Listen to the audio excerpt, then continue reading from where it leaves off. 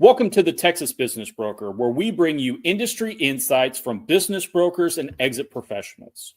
So whether you're a business broker, an M&A professional, or a business owner, this podcast is your go-to resource for insights for top industry professionals. I'm your host, Josh Carnes with Line Business Advisors, and I'm currently serve as the Vice President of the Texas Association of Business Brokers. In this episode, we are chatting with Dan Altom, owner of Sunbelt Texas. We're going to dive into his journey of owning a business brokerage firm here in Texas and the lessons that he has learned along the way. Dan, thank you so much for joining us today. Hey, thanks, Josh. Pleasure to be here. Perfect. Why don't you start? Tell us a little bit about yourself, a little bit about Sunbelt Texas, and what you have going on there in Houston. Sure. Well, Houston's great, so that's good.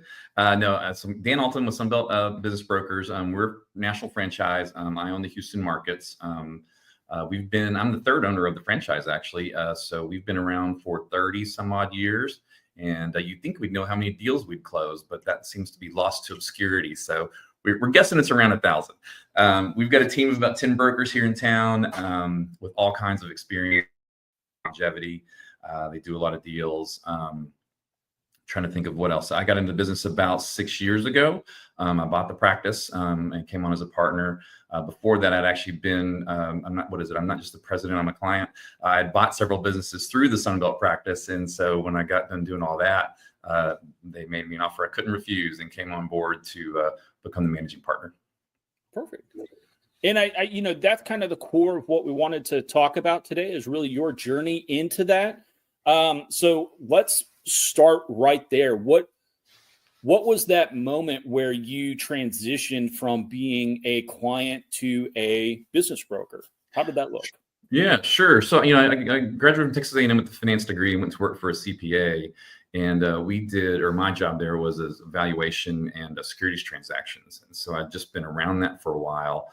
And then even though I'd promised everyone that I knew that I wasn't going to be an entrepreneur like my parents and family, somehow it found me anyways. And so started and acquired and then ended up selling several businesses and worked closely with the Sunbelt office over a period of probably 10 years. We did several deals together and just got to know the previous managing partner, whose name is Dan as well. So I'm Dan 2.0.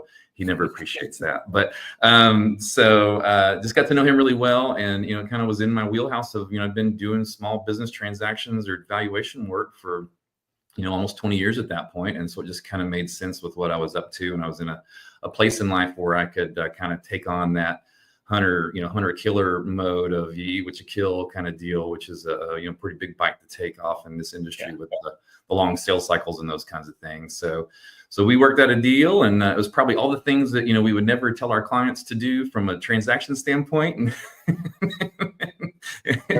and made it work. And so here we are.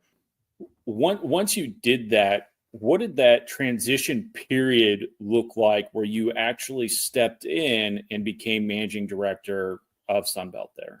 Sure. And so it was interesting to be kind of, with the foot on both sides of the transaction. So it was a little strange. And the previous owner stuck around. He still comes in a few days a week, 6 years later, mostly to torment me. I think he takes great pleasure in that. So people that know him will appreciate that as well. Mm-hmm. But we had a cutoff date, where it was like, hey, here's what's going to happen. It was like a deal that we do with our clients, right? Where here's the effective date and here's why and how, and money moves around and now you're responsible kind of thing. And so just kind of picked up the torch and really tried to maximize the transition and training period that I had with him on getting my feet underneath me and running the practice. And I'd come actually from my businesses were very employee driven, and this is very independent contractor driven, and so the team dynamics and some of those things where I was not only the youngest, but the least experienced person in the whole firm, made for some awkward, kind of conversations, but we transitioned really great. Nobody ran off, buildings didn't burn down, all the things. So, but it was good. And I'd been around small business all my life. So it wasn't, a lot of the mechanics of running a business were not a big deal. Yeah. When you first took over as managing director, I'm sure you had some lofty goals, as all business owners do when they first buy that business. What were some of those goals, if you remember them, and how have they changed over time as you sit here today as an experienced managing director in business broker? Because you are. But, you do one deal and suddenly you're an expert, right? Nope. I really tried to adhere to the advice from the seller or the brokers involved, where you really don't want to change anything for as long as you can, just to kind of, you've got this machine and it's part of what you're buying and all those things. And so we really tried to tweak some things. So that was 2019, right? So 6 months in, COVID hits, right? And so if anything, that changed a lot of how we did things, because the firm was still very much in the mindset of, hey, we know what works, and what was working at the time was, lots of in-person meetings and paperwork and, kicking down the doors and making calls and those kinds of things, where we really upped our technology game in 2020 because, we had to keep track, at least in our opinion. All of our deals fell off the table. We ended up having a year that was financially fine. It was only off by about 10% at the end of the year, which we were really thankful for. And we think that was just because we pivoted really quickly into all the to us, it was new technology with the video calls and DocuSign. My guys were thought DocuSign was, a miracle, in digital format, kind of thing. So, and some things like that. So that was kind of the first year and a half was, just kind of reacting to that. Since then, my goal, we had a bunch of lone wolves and still do, it's kind of our practice within a practice. I've really tried to bring in more of a collaboration, team spirit, if you will. We've been looking for some, I say younger brokers, but, less old brokers, to come on board and bring a little bit of that with them as well. Just because I think it's always benefits our clients, the more people that can collaborate on a project. Yeah. Now we run that team approach well, and it helps with the clients when you get going. So let's kind of talk about scaling and running a business broker firm, right? What were some of the key factors that helped you really grow and take on the business and take over ownership in those first couple of years? COVID year excluding, where that was a survival year, right? What are some of the factors that have helped you grow the firm over the last few years? Sure. And we really have, I want to say, you think I'd keep better stats, but I think we've had 3 of the best years of the firm in the last 30 years and in the last 5 years. So it's really been a productive time period here. And of course, I'd like to take all the credit for that. I really think that team approach and bringing on some new folks and kind of shaking things up a little bit was beneficial, just with the new blood, if you will, kind of helped everybody kind of re-engage and get more excited about what they do. My team, they skew a little older, a little more retired, that kind of thing. So they're not always necessarily as motivated as somebody like me with, kids and a mortgage in college and, all stuff, So there's a little bit of, you can bring some energy to the table, then, I think that made the biggest difference on some of that. So you hit earlier on one of the big pieces of advice that we as business brokers give to new owners walking in is don't change a thing day one. Run it as long as you can, learn the process. So when did you decide to make that first major change or that first major hire? And what did that look like in your practice? That's a great question. So we actually kind of shifted from some bodies in the building who, they ended up going on to do other things or moving to be closer to family or whatever, and kind of moving into a little bit more technology. And I say that like it's some futuristic thing. I mean, we finally kind of used the CRM and, some things like that. And it was our efficiency got a lot better. The team was just, terrified that, oh my gosh, I've got to use a different form, or I've got to get that off of the cloud drive rather than, get a printed copy off the wall in the office, copy room kind of thing, And I know that sounds goofy, but we became so much more, the ability to process more buyers and get through more listings. And we were so much better at due diligence, and just kind of all the things just got better. And so for us, it's like, hey, if we do these things right here, then we're going to get to the closing table a lot faster, and the old time kills deals. You want to eliminate that as best as you can.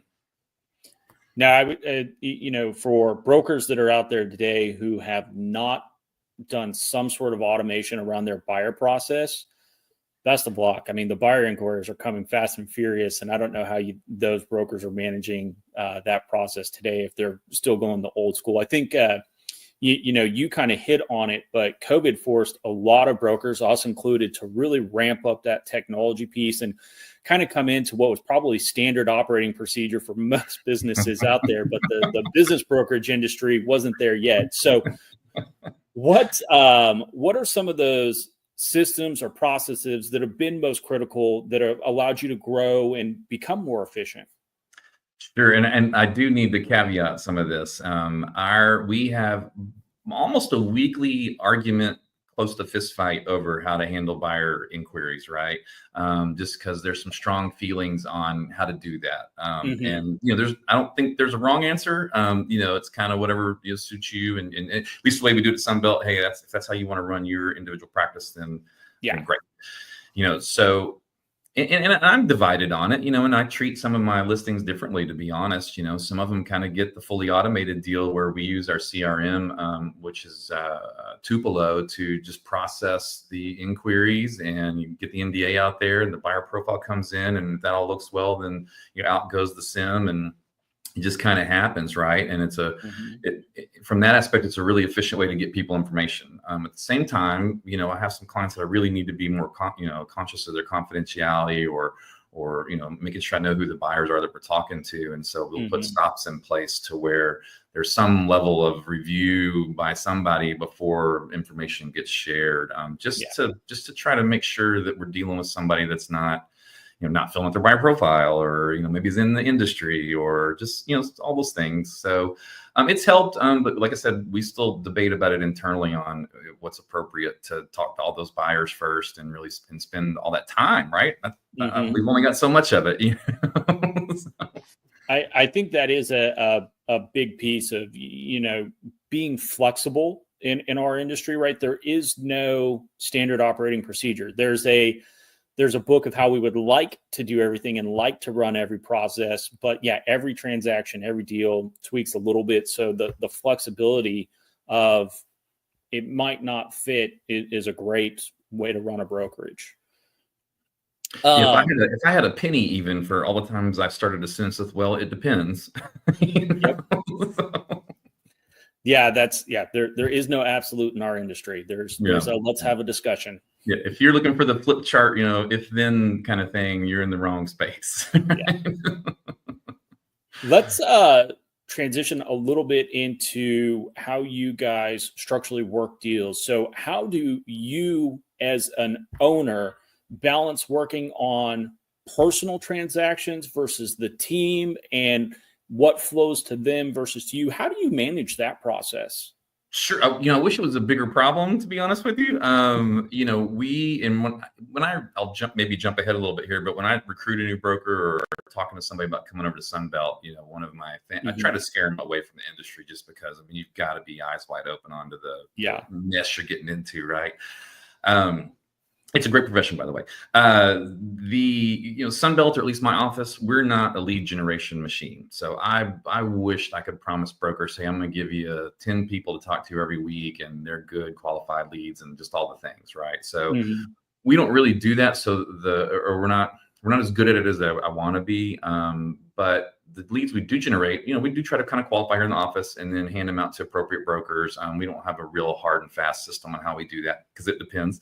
And, we try to make a good match, and give folks good leads. For me personally, I've just got a sphere of influence where some projects come in that the expectation is just kind of, I need to work on it.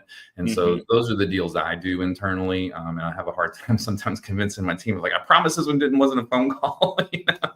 I know these people, so that's kind of how I do it internally. But, because I want my team to be successful, if they come on board and spend the time and energy and effort, I want to do what I can to support their lead generation or ability to bring on some listings and do some deals.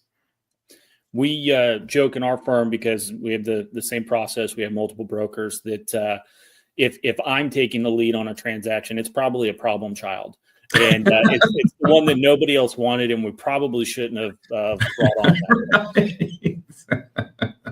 that. You hit on, bringing on brokers to the firm and stuff like that. So let's kind of transition to you building a strong brokerage team and what that looks like. What training and support do you provide new business brokers as they come on to work with you?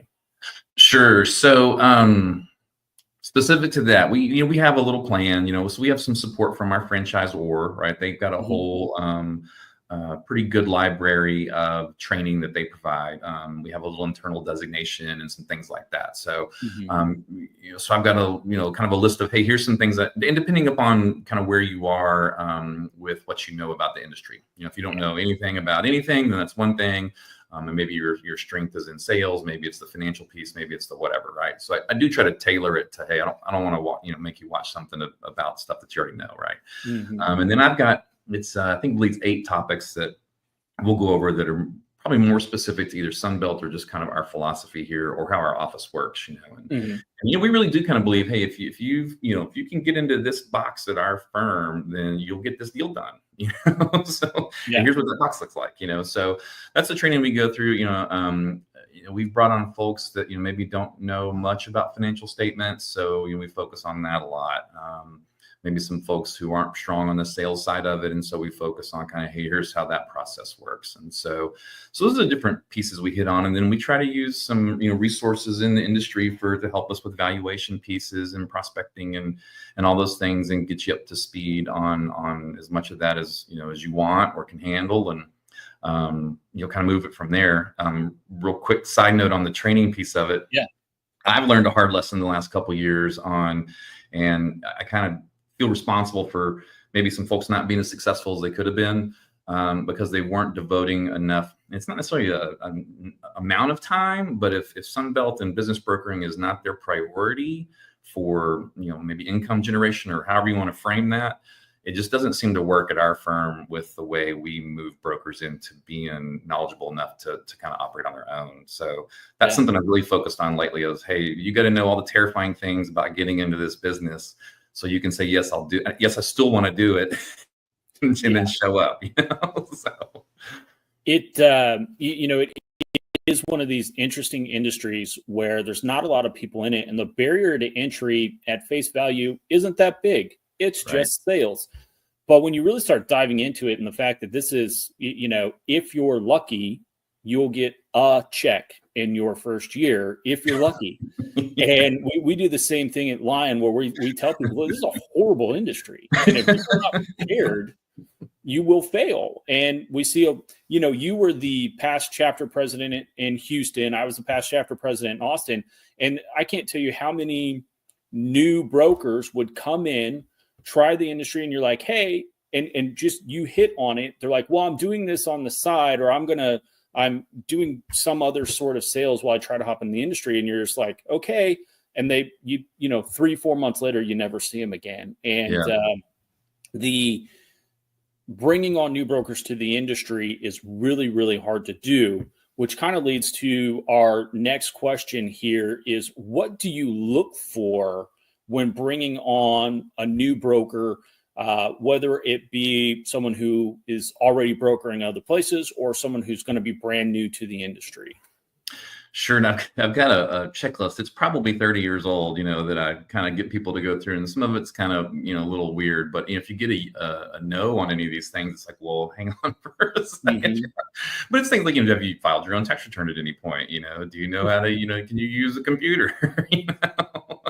Some kind of basic stuff that seems odd, but it really has kind of helped. I get a little optimistic about folks, and if they think that this is a career for them, I really do want to support that option for them. But I definitely want to make sure that they know kind of some of the ins and outs if they haven't been around the space. Because I heard the same thing you just said was, well, I'm doing this, but I want to dip my toe into it or whatever. And it's like, well, you can't.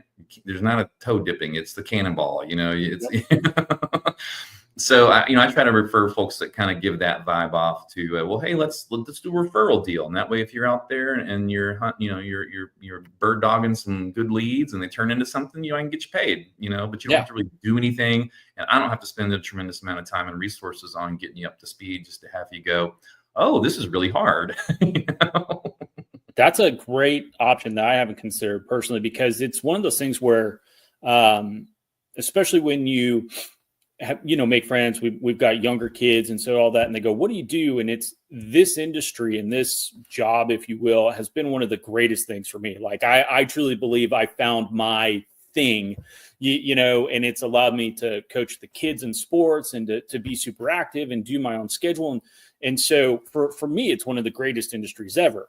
And people look at it and they go, what do you do? How do I get into that? And you tell them, look, it's go slam your head against the wall for a year and then you can come in. It's right. So we do require our brokers to have owned their own business at some point, though.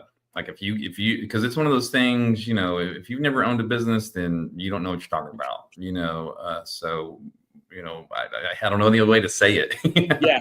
One of the key checkpoints for us when we're talking to people that we kind of hit up front is we ask about their personal finances.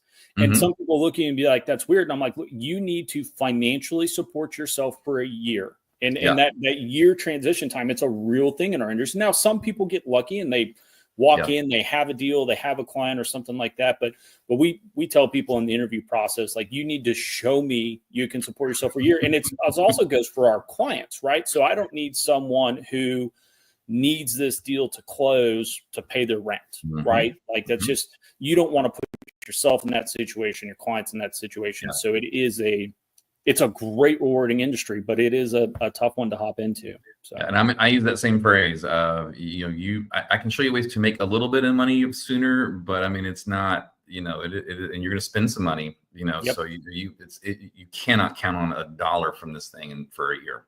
Yep. Yeah. Let's kind of transition here and talk about marketing and growing a business brokerage firm. What has been your most effective or your go-to strategy for getting new listings?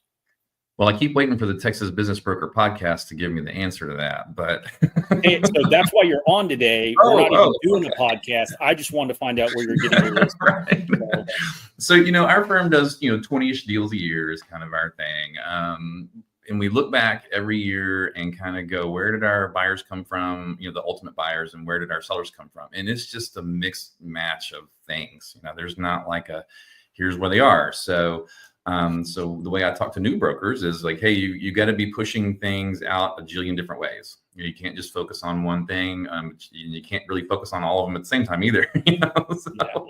So we're doing all the stuff, right? We've got the social media and our website's always being tinkered with, and we've got mailing campaigns going on. We've got a cold calling service. We've got, everybody's doing donut drops and Taco Tuesdays with the wealth advisors and the CPAs and anybody that's in our kind of, sphere of small business owners. Lots of Chamber of Commerce meetings. You can eat your way through Chamber of Commerce membership if you don't know that already. But, so just kind of out there, anytime I, shake hands with the business owner, to me, it's worth doing. Right. So I know that's kind of a non-answer to your question, but, you can kind of got a little bit of it going out everywhere. And it's like everything else, it's relationships, and the majority of our, good listings come from, folks that we, already have a relationship with, and they get referred in, and they're like, hey, understand you want to do this, go talk to these guys, and that's kind of the way it goes. So, so just the more people you can meet, the bigger your contact list is, it's a numbers game. Now, I'm an ex-marketing guy myself. And so when I get the marketing calls from people, they always get mad at me. I go, no, our marketing approach is networking. Right. It's sponsoring happy hours. It's doing this. We do the other stuff, but it's getting out there and networking. And that's really how you grow and get the difference in the great listings versus the listing where you're like, oh man, what just happened? So we've threatened a number of times, and we're not courageous enough to do it, but to turn off every single channel of marketing we do and only spend 3 days a week going out and seeing those small groups of referral partners. And that's it. Spend all our money and time on those guys. But we haven't had the courage to do it yet. There's still a few things where you're like, why are we spending money here? Just because 5 years ago we got a deal out of it. So it only takes one. How has your overall marketing approach shifted from when you took over the firm to now? Is there more of a cohesive strategy, or is it still just kind of you're out there doing stuff? Yeah, I'd like to think there's a little bit of a strategy. I mean, we do have a third-party marketing firm now that we're engaged with, and so I believe, at least to a degree, our firm kind of puts out a consistent, branded message that people kind of get used to a cadence on, whether that's good or bad. But and we try to kind of make things cohesive as best we can with look and feel, and maybe industry of the month or something like that. So I'd like people to walk in, kind of go, I feel like I already know you, or where you're coming from, or what you're doing. It was what we really kind of, the goal was, and just to be more consistent about it, because you get caught up on working on getting a deal to closing or due diligence or something, and all of a sudden you look and man, I haven't called anybody in 2 months or whatever. It's like, so that just the cadence of doing something has kind of been probably the biggest thing since I've been here. Nice. You kind of hit on industry of the month. When there's a movement for people to specialize in our industry. There's a push kind of from industry leaders top down saying, hey, you should specialize or have a niche. And then also a lot of times when we're talking to clients, do you specialize in my industry, right? We get that question all the time. Does anyone in your firm specialize in an industry, or does your firm specialize in an industry or deal size or service type or anything like that? Well, I mentioned earlier, once you do a deal, you're an expert, right? No, I'm kidding. It's a little bit on purpose, but it's also just kind of a little bit of maybe some background, so when I was talking about when prospects come in, maybe we try to match them up with a broker. We've got a guy in our office that has done just loads of, landscaping and, those type of businesses. And so when somebody comes in, like, man, you got to talk to David, because he's our, he's so familiar with that industry. And we get some automotive services. We've got a couple guys that they've done so much in that space that, expert, I don't know, but they know a lot about it. They know the players, they know how it works. They can talk the language with the seller. There should be a comfort level there, which is why we try to match that up. We kind of shift that question, at least for us. At Sunbelt, we say, hey, our niche or our industry is we embrace being small business brokers. We're not trying to tell you that we're doing the slower middle markets. We can, we've got several large deals closing this year, so there's not like a lack of skill, but man, our sweet spot sure is working with, because I get that sometimes too. Hey, am I big enough for you? And it's like, well, probably. So, we just kind of own that. Hey, we've done enough deals and we've got an experienced enough team. There's very, very rare that somebody comes in here that we're not familiar with your space, at least somehow, some way, in some form. Perfect. Let's kind of switch as we start to wrap up here to industry trends, because we talked about, there is a shift with people saying, hey, you should niche. And if you go to the IBBA conference, there's a couple speakers that, hit on just restaurants or just dental or just this. And there's some guys who make a really good living. The top producer 2 years ago was a vet specialist, right? Yeah, I like that presentation. Yeah. But so what are some of the larger trends or things that you see shaping the business broker industry as a whole right now? Well, I certainly see that.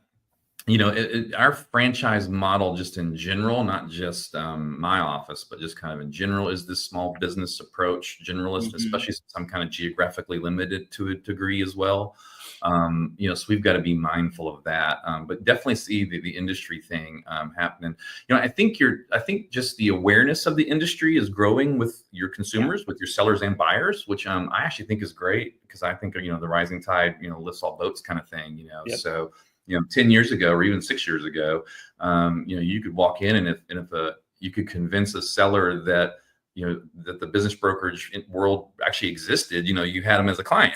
And I'm running into more and more, but I'm going to go visit with 3 people, which I think is great, because it gives people even more confidence if they select you to be their representative. And it also gives everybody a chance that's in the space to go, man, I really got to, perform and do my job at the highest level to give these guys the right level of service to continue to do this, So I think it makes the business brokerage industry better. I think it gives people more choices. And so I just like that, TAB has always been focused on education and those kinds of things.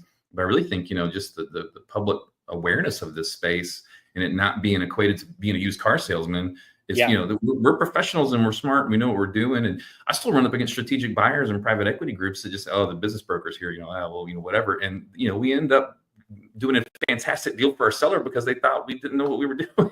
Yeah. So. No, it's definitely, I think, a big positive and I've seen it over the last decade as well. When I came into the industry, nobody knew what a business broker was. Now, there's still people out there who don't. Sure. But that is definitely shifting away to where people know what a business broker is, and you got to start actually differentiating yourself on how your firm practices, how you practice, and I agree. I think it's a great thing. You actually have to be good at business brokering today to get a great deal done, right? And so it's a positive for the industry. Yeah. Because people know better, and you can't just tell them, man, this is how it works, and they go, okay. They've actually got some knowledge about it, which I think is fantastic. Yeah. As we wrap up here, what advice do you have to that individual who is already a broker who's looking at branching out on their own, or the business owner who just exited and said, hey, I think I want to do this industry? Yeah. Any advice between franchise, non-franchise, or someone who's looking at diving into this? Like, let's wrap up there. Well, I mean, if you're going to get into the space, of course, you need to join a Sunbelt office. No. I'm not super, because the way I got into the industry, I haven't experienced other firms and those kinds of things.